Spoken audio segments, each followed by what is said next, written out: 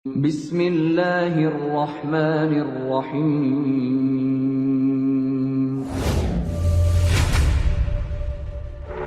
يا أيها الذين آمنوا ادخلوا في السلم كافة.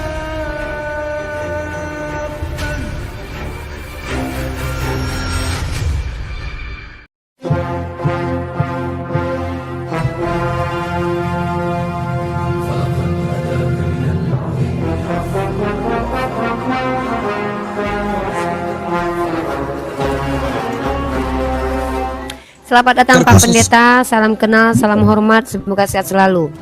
Biar lebih enak dipanggil Jerry saja, nggak apa-apa. Oh, Oke, siap. panggil Pendeta abang Jerry. atau adik? Pendeta Jerry. Oh. Abang boleh. Adik, adik Jerry, silakan adik Jerry. Kristen, sembah makhluk ini jelas-jelas kita kaum Kristen, khususnya pengikut-pengikut Yesus Kristus, menolak tema ini ya, karena kita tidak sembah makhluk, karena makhluk itu yang dijadikan atau diciptakan. Saya rasa kita setuju akan hal itu. Maka ada beberapa dalil yang akan saya sharingkan tentang Yesus Kristus ya. Kenapa kita katakan dia itu bukan makhluk atau ciptaan? Karena kalau kita merujuk kepada kristologi atau tentang Yesus Kristus ya, perlu kita pahami terlebih dahulu, Yesus Kristus dalam bahasa Ibrani ditulis Yeshua Hamasia. Yeshua berasal dari kata Yehova atau Yasa. Artinya adalah Tuhan yang menyelamatkan. Hamasia itu artinya yang diurapi. Ini dalilnya. Nah, namun sementara di dalam perjanjian baru atau dalam bahasa Yunani itu dikatakan Yesus Kristus. Dan dia juga memiliki makna bahwa Yesus itu adalah Tuhan. Bisa dikatakan juga Kurios. Artinya dia adalah bersama-sama Bapa dan Roh Kudus dalam penciptaan. Jadi Yesus itu bukan diciptakan. Ya, karena memang dia Allah itu sendiri. Nah, ia telah ada sebelum Abraham ada. Itu rujukan Bible-nya di dalam Yohanes pasal 8 ayat yang ke-58. Jelas di sana dikatakan, bahkan dikatakan ia akan diakui oleh semua lidah sebagai Tuhan. Filipi 2 ayat ke-10. Artinya begini, lewat data-data ini kita bisa menyimpulkan bahwa Yesus memang dia dengan Bapa adalah Allah Yahweh. Dia menyatakan kedekatannya ini dengan cara berikut ya. Ini data-datanya ya. Pendekatannya, kenapa kita umat Kristen, pengikut-pengikut Yesus percaya bahwa Yesus adalah Tuhan, dan data-datanya sangat jelas di dalam Yohanes pasal 14 ayat 7. Tuhan Yesus sendiri mengatakan begini, sekiranya kamu mengenal aku, kamu pasti juga mengenal Bapakku. Melihat Yesus sama dengan melihat Allah. Itu Yohanes, itu di ayat yang ke-9 juga, Yohanes pasal 14. Lalu dikatakan begini, percaya kepada Yesus sama dengan percaya kepada Allah. Dan juga itu di dalam Yohanes pasal 14. Nah, ini yang membuat kami pengikut Kristus kenapa berpegang kepada Yesus sebagai Tuhan dan Juru Selamat. Dan keyakinan keistimewaan kekristenan yang kami pegang adalah ketika kami menerima Yesus sebagai Tuhan dan Juru Selamat kami, maka ada jaminan yang pasti ketika nanti kami tiada di dunia ini ya, kami pasti masuk surga ya. Oke, terima kasih. Itu tanggapan dari saya. Terima kasih Kariko. Banyak poin yang harus ditangkap di apa yang Anda sampaikan, tapi saya ingin ke tema kita, bahwa Anda adalah penyembah makhluk. Tolong berikan poin dari apa yang Anda sampaikan tadi. Silakan poinnya. Iya, poinnya adalah kita bukan menyembah pencipta. Artinya dikatakan makhluk itu kan kalau definisinya dijadikan atau diciptakan, benar ya? Itu definisi dari makhluk. Artinya kita tidak menyembah makhluk. Kita menyembah Yesus. Oke, yang terima merupakan pribadi Allah itu sendiri. Saya sejauh yang saya dengarkan dan saya simak, karena saya tidak sempat catat, karena Anda berbicara saya tidak bisa catat. Saya akan catat nanti poin-poin penting. Pertama, saya mengatakan kalian penyembah makhluk sesuai dengan definisi. Makhluk adalah ciptaan, manusia adalah ciptaan. Sepakat tidak Pak Jerry? Jawab singkat Pak Jerry. Saya dan Oke. Karisa menciptakan. Oke, manusia adalah ciptaan dan Yesus adalah manusia. Anda sepakat? Ya, Yesus. Maka dengan definisi itu Anda adalah penyembah makhluk. Yesus adalah manusia, manusia adalah makhluk. Maka Yesus Anda sembah, dia adalah makhluk, Anda penyembah makhluk. Clear? Clear argumen saya? Oke, saya tanggapi penjelasan Anda, nanti tanggapi itu. Siap. Anda mengatakan barang siapa melihat Allah Bapa maka melihat Yesus, barang siapa percaya kepada Bapa percaya kepada Yesus, Pak. Baca Yohanes pasal 12 ayat 44. Tetapi Yesus berseru kepada mereka, katanya, barang siapa percaya kepadaku, ia bukan percaya kepadaku, tetapi kepada Dia yang telah mengutus aku. Ya, artinya ketika siapapun percaya kepada perkataan Yesus, itu bukan percaya kepada Dia, karena bukan Dia yang berkata-kata, melainkan Dia menyampaikan firman. Dalilnya mana? Ulangan 18:18 dan Bilangan pasal 12 ayat 6. Esensi seorang nabi adalah firman Tuhan diletakkan di mulutnya, bukan malah menjadi firman. Ya, kemudian Matius pasal 10 nomor 40. Barang siapa menyambut kamu, ia menyambut aku. Barang siapa menyambut aku, ia menyambut Dia yang mengutus aku. Kalau Anda katakan ketika Filipus melihat Yesus maka dia melihat Bapa, maka seharusnya diksi Yesus di sini mengatakan murid-murid juga adalah Bapa. Kenapa? Barang siapa menyambut murid sama dengan menyambut Yesus. Barang siapa menyambut Yesus sama juga menyambut Bapa. Barang siapa melihat Yesus melihat Bapa, maka apakah Anda mau mengatakan Bapa adalah manusia berkelamin? Silakan dijawab. Maka saya katakan ketika kalian menyembah kepada Yesus, sesungguhnya kalian adalah penyembah makhluk, karena kalian penyembah manusia. Saya ulangi sekali lagi diksi ini. Pertama, ketika Yesus berkata kepada Filipus, barang siapa melihat aku, maka telah melihat Bapa. Kenapa kalian tidak mengatakan muridnya juga sebagai Yesus ketika Yesus berkata, barang siapa menyambut muridku adalah menyambut aku, dan barang siapa menyambut aku, menyambut Bapakku. Kenapa kok berubah? Kenapa berbeda pemahamannya? Ya, tolong dijelaskan apa yang dimaksud dengan barang siapa yang melihat Yesus maka dia melihat Bapa. Karena konsekuensinya kalau tidak ada penjelasan, saya bisa menyimpulkan bahwa Bapa adalah manusia berkelamin. Terima kasih. Oke. Kenapa Tuhan Yesus atau Yesus mengatakan demikian? Karena ini berbicara mengenai Tritunggal, ya. Maka landasannya adalah Filipi 2 ayat 6. Yang harus kita pahami di sini adalah di mana firman Tuhan mengatakan begini, yang walaupun dalam rupa Allah tidak menganggap kesetaraan dengan Allah itu sebagai milik yang harus dipertahankan. Nah, Tuhan Yesus berkata demikian, itu dia sedang berbicara sebagai identitasnya yaitu manusia sejati. Karena kalau kita berbicara Tritunggal, makanya kan dikatakan Allah Bapa berfirman, firman itu menjadi manusia.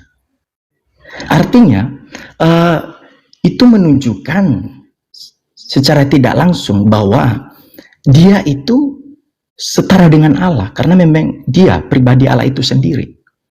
Maka kalau kita berbicara mengenai di mana tadi Matius pasal yang mau klarifikasi. Matius yang pasal 10 ayat 40, barang siapa menyambut kamu, ia menyambut aku, dan barang siapa menyambut aku, ia menyambut Dia mengutus aku. Apa perbedaan kata dengan perkataan Yesus? Barang siapa yang melihat aku, maka telah melihat Bapa. Nah, maka yang saya tanya, apa maksud barang siapa melihat Yesus, maka melihat Bapa? Apakah sama ketika Anda mengatakan bahwa Bapa itu manusia berkelamin disunat hari ke-8? Silakan dijawab. Iya, jadi artinya ini kenapa ada kalimat demikian? Karena memang Yesus itu adalah Allah itu sendiri. Barang siapa melihat Yesus sama dengan melihat Bapa, melihat Allah. Maka Yesus adalah Bapa. Jadi Yesus bukan Bapa. Barang siapa melihat Yesus melihat Bapa, tapi Yesus bukan Bapa. Cara memahaminya explain to me right now. Oke, cara memahaminya begini. Sebentar dulu Bang Jerry, izin mungkin nggak usah pakai timer. Ya, kayaknya kasihan Ustadz Anapi itu, udah goyang tangannya. Tiktokan aja dengan Pak Jerry, saya rasa dewasa berdua diskusi. Silakan. Ya, artinya kan kita sama-sama ya saya rasa itu Karifa juga orang intelektual ya. Jadi kita santai, yang penting dengan etika-etika yang oke, thank you. Yohanes pasal yang pertama, ayat yang pertama juga demikian firman Tuhan. Pada mulanya adalah firman. Firman itu bersama-sama dengan Allah dan firman itu adalah Allah. Ia pada mulanya bersama-sama dengan Allah. Segala sesuatu dijadikan oleh Dia dan tanpa Dia tidak ada suatu pun yang telah jadi dari segala yang telah dijadikan. Kalau kita maju ke ayat 14 demikian nih. Firman itu telah menjadi manusia dan diam di antara kita dan kita telah melihat kemuliaannya, yaitu kemuliaan yang diberikan kepadanya sebagai anak tunggal Bapa, penuh kasih, karunia dan kebenaran. Jadi Yesus bukan Bapa, namun Yesus adalah Allah. Ya. Itu tanggapan saya, Kak Arifah. Saya mau mengulangi sekali lagi. Saya ingin tahu makna dari perkataan Yesus kepada Filipus. Barang siapa yang melihat aku maka telah melihat Bapa. Apakah Yesus adalah Bapa? Konfirmasi saja. Ya, jawabannya Yesus bukan Bapa, tapi Yesus adalah Terima Allah. kasih. Maka diksi ketika Yesus berkata barang siapa melihat aku maka melihat Bapa, ini bukan makna zahir. Sama seperti dalam Matius pasal 10 nomor 40. Ketika Yesus berkata, barang siapa menyambut kamu, maka sesungguhnya telah menyambut aku. Barang siapa menyambut aku, maka dia telah menyambut Bapa. Orang yang punya kognitif harusnya paham diksi ini. Di sini Yesus pun berkata berkali-kali. Tetapi Yesus berseru katanya, barang siapa percaya kepadaku, ia bukan percaya kepadaku, tetapi kepada Dia yang telah mengutus aku. Saya pikir kalau kita punya kognitif yang sehat, kita paham. Tanpa ditafsir pun kita paham bahwa di sini Yesus sedang menegaskan bahwa apa yang disampaikan sebenarnya adalah perkataan Tuhan. Ketika percaya kepada perkataan Yesus, sesungguhnya percaya kepada penciptanya dan yang mengutus Dia. Sama narasinya kurang lebih seperti Al-Quran. Taat kepada Allah dengan taat kepada Rasul, taat kepada Rasul dengan taat kepada ulil amri. Apakah kami menuhankan ulil amri? No. Artinya brother, kalau kita merujuk bahwa tema kita orang Kristen penyembah makhluk, itu nyata adanya kalau Anda menyembah kepada manusia yang bernama Yesus. Maka konfirmasi saja brother, Anda penyembah manusia bernama Yesus atau bukan? Silakan dijawab. Iya, saya menyembah Yesus. Nah, konteks Matius 10 ayat 40 tadi mengatakan bahwa barang siapa menyambut kamu, ia menyambut aku, dan barang siapa menyambut aku, ia menyambut Dia yang mengutus aku. Karena memang yang mengutus Yesus adalah Bapa. Jadi ini maknanya di sini kalau kita merujuk, kita memakai penafsiran yang akal kita tunduk kepada Bible, maka ini Yesus sedang berbicara menunjukkan dirinya bahwa kalau engkau percaya kepada Allah sama dengan engkau percaya kepadaku sebagai penyelamatmu. Maka kita sebagai pengikut Yesus memahami makna ini adalah kita harus memastikan diri kami percaya kepada Yesus, karena Yesus adalah Allah itu sendiri yang telah datang ke dalam dunia menggantikan posisi kami di atas kayu salib dan bangkit pada hari yang ketiga. Instruksi Pak. Masuk surga. Saya boleh konfirmasi enggak? Iya, silakan. Yesus adalah Allah yang menjadi manusia, betul? Iya. Yohanes pasal 1 nomor 14, yang jadi manusia firman Allah atau Allah Pak? Jadi begini, kalau kita itu ayat 14, firman itu telah menjadi manusia. Tetapi ingat, di ayat yang pertama dikatakan pada mulanya adalah firman. Firman adalah Allah. Firman itu bersama-sama dengan Allah. Jadi Firman adalah Allah.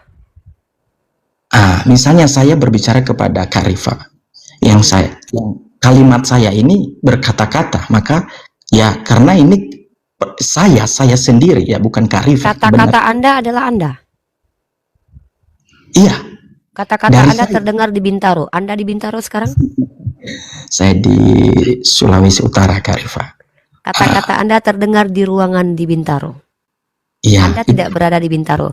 Maka saya pastikan di Bintaro hanyalah suara Anda, bukan Anda. Maka tidak bisa dikatakan suara Anda adalah Anda. Tapi itu bukan Kak Rifa, tapi itu suara saya kan? Suara yang didengar di ruangan kamar Bintaro ini adalah suara Anda, bukan Anda yang berada di Bintaro. Sepakat tidak? Iya, suara saya berasal dari suara Anda. Ya sudah, suara yang berasal dari Anda, apakah Anda? Tangan Anda apakah Anda, Pak? Tangan saya, ya Yes. karena memang tangan saya bagian dari saya. Saya bertanya bukan bagian. Bagian itu diksi lain, Pak. Tangan Anda apakah Anda, Pak? Tangan saya, Apakah tangan Anda adalah Anda atau hanya sekedar tangan Anda? Ada dua diksi, Pak. Tangan Anda dan Anda. Ketika tangan Anda adalah Anda, ini sudah berbeda makna. Maka saya konfirmasi. Ketika firman adalah yang berfirman, maka apakah tangan Anda adalah Anda? tangan saya bagian dari saya, bagian Good. dari saya. Tangan Anda adalah bagian dari Anda, tapi bukan Anda, karena Anda tidak sebagian. Kalau Anda sebagian, maka tidak bisa dikatakan Anda. Kalau Anda hanya sebagian, maka dikatakan potongan mayat. Oke, korelasinya dengan Yesus. Pada mulanya firman, firman bersama Allah, dan ternyata firman adalah Allah. Logika mana ini? Ini adalah himne Plato menurut Santo Agustin. Karena ini adalah produk filsafat, maka tidak bisa dimaknai harfiah, Pak. Sama ketika saya berbicara, saya membuat buku, buku itu adalah saya. Maka maksudnya adalah ketika orang membaca buku, orang bisa mengerti bagaimana karakteristik saya, Pak. Bukan berarti saya menjelma menjadi buku. Tapi saya adalah karakteristik saya bisa terjuantahkan dalam buku. Produk filsafat jangan dimaknai harfiah. Kecuali Anda mau menabrak logika sederhana. Firman dari kata firman artinya dekret dan keputusan. Apakah keputusan presiden adalah presiden? Silakan dijawab. Karena ini adalah definisi kata firman dari kata firman bahasa Persia. Oke, sebelum saya masuk lebih dalam, jadi begini, kita harus memahami dulu. Kita ini kan manusia terbatas, setuju ya, Kak Riva? Exactly. Oke, thank you. Lalu kalau kita menyadari manusia terbatas, kita juga punya akal terbatas. Untuk bisa memahami Allah yang tidak terbatas itu memang mustahil. Yes. Lalu bagaimana kita bisa memahami Allah yang begitu luar biasa dengan akal kita yang terbatas ini? Maka yang harus kita pahami adalah kita harus menundukkan akal kita di bawah kebenaran yang mutlak. Maka untuk bisa mendekati yang Karifa tadi bilang, untuk lebih mendukung dalil-dalilnya adalah di dalam Yohanes pasal yang kelima ayat yang ke-18 dikatakan begini, untuk menunjukkan bahwa Yesus itu Allah itu sendiri. Dikatakan sebab itu orang-orang Yahudi lebih berusaha lagi untuk membunuhnya. Bukan saja karena ia meniadakan hari Sabat, tetapi juga karena ia mengatakan bahwa Allah adalah Bapanya sendiri, dan dengan demikian menyamakan dirinya dengan Allah. Bahkan akhirnya bukan hanya menyamakan, menyetarakan dirinya dengan Allah, karena memang Yesus itu Allah itu sendiri. Oke, izin? Ya. Boleh saya tanggapi? Oke. Anda percaya dengan tuduhan orang Yahudi kepada Yesus?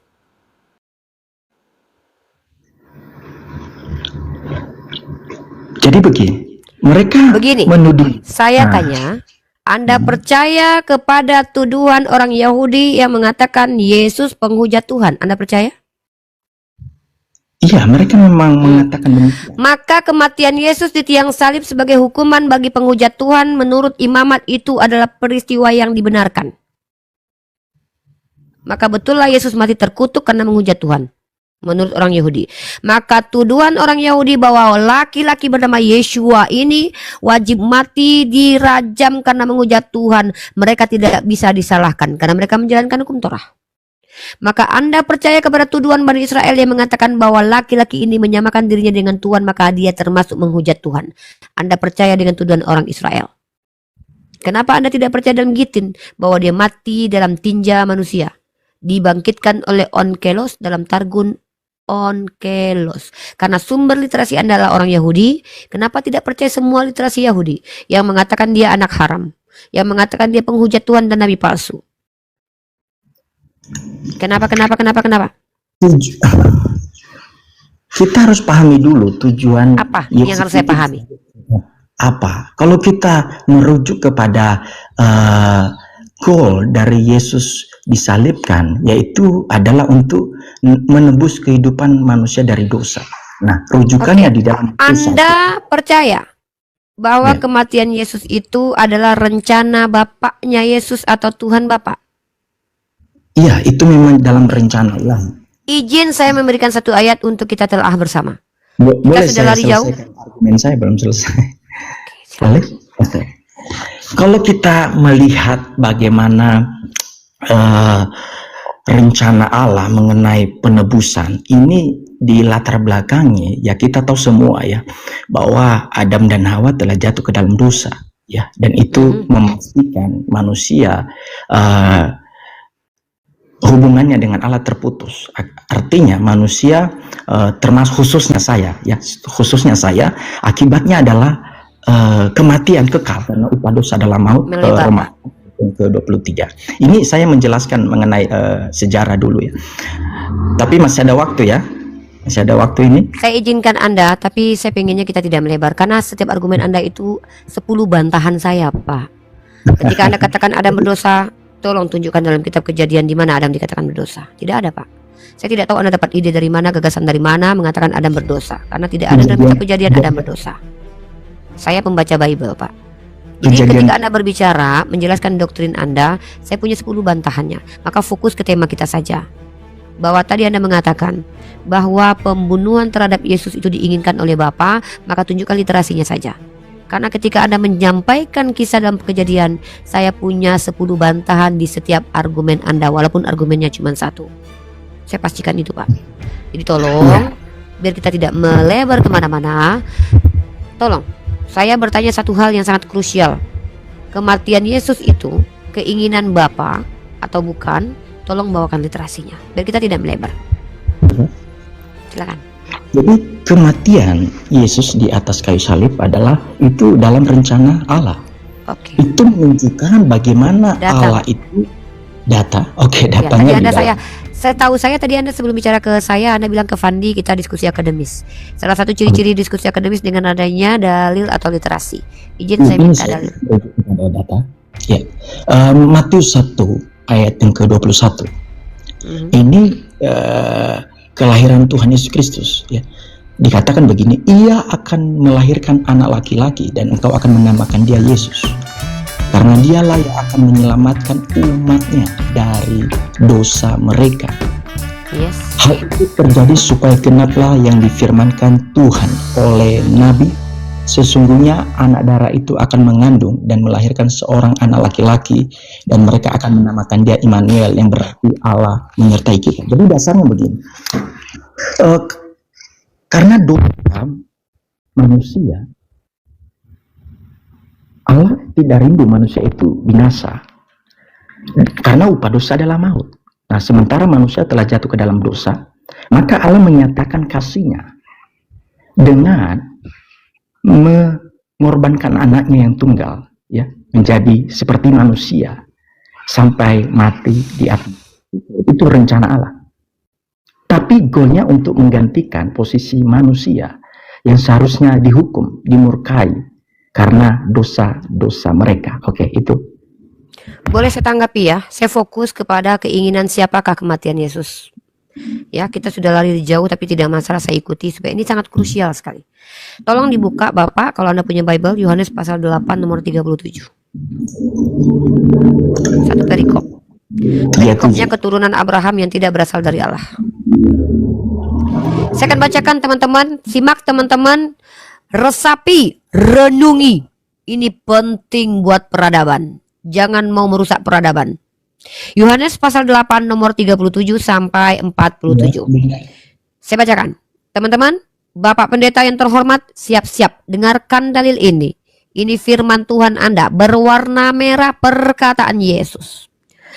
Aku tahu bahwa kamu adalah keturunan Abraham, tetapi kamu berusaha untuk membunuh aku. Karena firmanku tidak beroleh tempat di dalam kamu. Apa yang kulihat pada Bapa, itulah yang kukatakan. Dan demikian juga kamu perbuat tentang apa yang kamu dengar dari bapamu. Jawab mereka kepadanya, Bapa kami ialah Abraham. Kata Yesus kepada mereka, "Jikalau sekiranya kamu anak-anak Abraham, tentulah kamu mengerjakan pekerjaan yang dikerjakan oleh Abraham. Tetapi yang kamu kerjakan ialah berusaha membunuh aku. Aku seorang yang mengatakan kebenaran kepadamu, yaitu kebenaran yang kudengar dari Allah. Pekerjaan itu, pekerjaan yang demikian, pekerjaan yang mana? Membunuh Yesus. Karena Yesus berbicara tentang orang yang ingin membunuh dia. Pekerjaan itu, pekerjaan yang demikian tidak dikerjakan oleh Abraham. Kamu mengerjakan pekerjaan bapakmu sendiri." Pertanyaan saya, siapa bapak orang-orang yang berniat melakukan pekerjaan yang tidak dilakukan Abraham, yaitu membunuh Yesus? Apa kata Yesus? Kamu, dengar ya, saya sampaikan lagi. Kamu mengerjakan pekerjaan bapamu sendiri. Jawab mereka, "Kami tidak dilahirkan dari zina, bapa kami satu, yaitu Allah." Kata Yesus kepada mereka, "Jikalau Allah adalah Bapamu, kamu akan mengasihi aku. Sebab aku keluar dan datang dari Allah, dan aku datang bukan atas kehendakku sendiri, melainkan dialah yang mengutus aku. Apakah sebabnya kamu tidak mengerti bahasaku? Sebab kamu tidak dapat menangkap firmanku. Iblislah yang menjadi bapamu, dan kamu ingin melakukan keinginan-keinginan bapamu. Ialah pembunuh sejak semula." Jadi kalau kita lihat dari konteks ayat ini, batuk kemenangan dulu, bahwa ternyata yang menginginkan kematian Yesus, menurut Yesus bapaknya adalah iblis.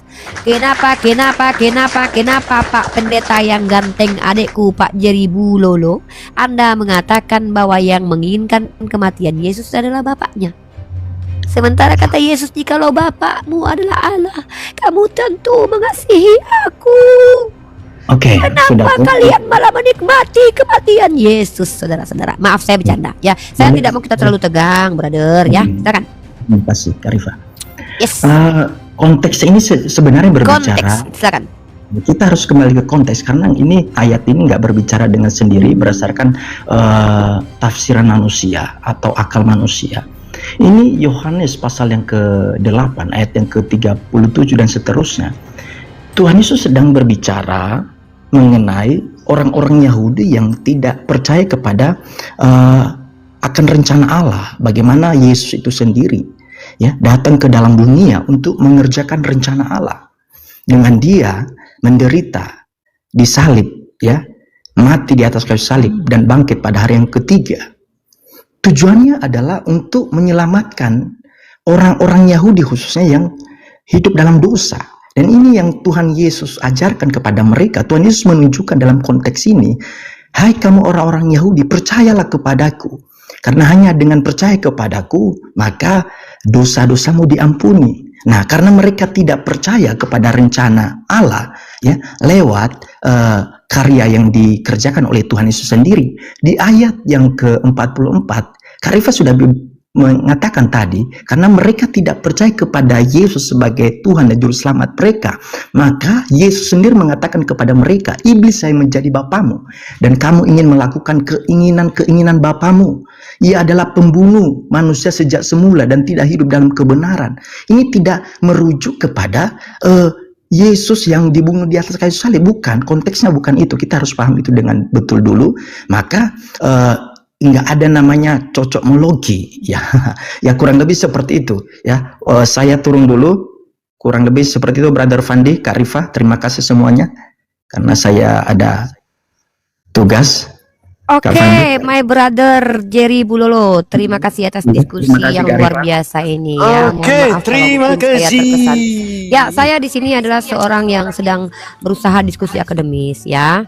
Diskusi akademis itu maksudnya kita pakai literasi. Pemahaman Anda itu penting kami ketahui, karena bagi saya berdiskusi dengan personal Kristen itu keniscayaan. Kenapa? Karena memang teman Kristen ini berbeda-beda, pendapatnya berbeda-beda. Jadi saya harus berdiskusi dengan orang Kristen berbeda-beda juga, karena tidak ada satupun yang sama setelah 6 tahun saya diskusi. Tapi terima kasih atas wawasan yang Anda sampaikan. Keimanan Anda dan doktrin Anda adalah hak milik Anda. Tapi kembali lagi, dalam ranah akademis, ketika berdiskusi pakai data dan logika juga tidak boleh dimatikan, karena namanya kita sedang berdialektika, kecuali memang dialektika menggunakan asumsi. Yes, tidak masalah. Ya, oke. Terima kasih by the way untuk Pak Pendeta Jerry. Mohon maaf kalau ada kata-kata saya yang salah ya. Saya juga minta maaf kalau ada salah kata. Teman-teman ada yang nulis ini saya kabur, saya tidak kabur ya, karena saya sudah janji. Jangan biarkan netizen dengan segala kebenaran menurut perspektif mereka. Terpengaruh di bawah, Bang Jerry. Kita biasa Jangan saja. terpengaruh. Jangan Saya aja sering begitu, dibilang manis bawah. sama netizen, saya nggak masalah loh Bang.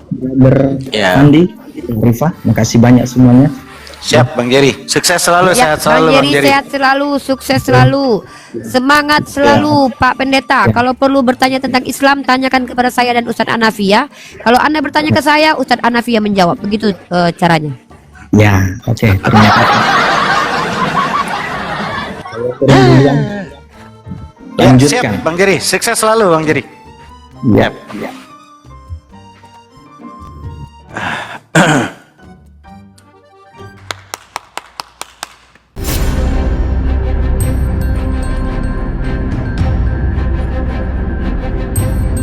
The religion of Jesus was Islam. Because with Allah, there is only one religion.